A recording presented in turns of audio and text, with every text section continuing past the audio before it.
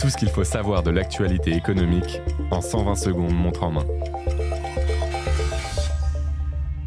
La lutte contre la fraude au DPE s'intensifie. Sur les 4 millions de diagnostics de performance énergétique réalisés chaque année en France, 70 000 sont des DPE de complaisance. Pour arranger certains propriétaires, des professionnels faussent les notes de logements énergivores. Ce mercredi matin, la ministre du Logement, Valérie Létard, a annoncé un plan pour mettre fin à ces dérives, avec notamment des contrôles renforcés et des sanctions plus lourdes.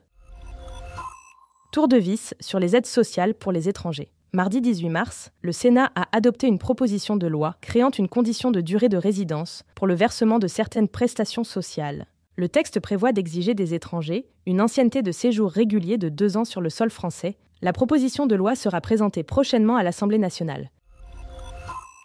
Avis aux gourmands. Après avoir ouvert près de 20 boutiques en France, la marque américaine de donuts Krispy Kreme débarque en magasin. Dès aujourd'hui, vous pouvez retrouver ces gâteaux dans plusieurs Franprix d'Île-de-France. Et ce n'est qu'un début, la marque espère s'implanter dans 500 magasins de la grande distribution d'ici à 2030. Côté prix, il est le même que celui pratiqué dans les boutiques Krispy Kreme, soit entre 2,80 € et 3,80 € l'unité. La consigne fait son retour dans les supermarchés. Après les traditionnelles bouteilles en verre, c'est au tour des pots de mayonnaise, des seaux de fromage blanc ou de chips d'être consignés. Plusieurs Carrefour et Super U proposent aux clients de retourner en magasin le contenant d'une vingtaine d'articles après consommation. Vous récupérez alors le montant de la consigne entre 30 et 80 centimes, tandis que les emballages seront de nouveau utilisés.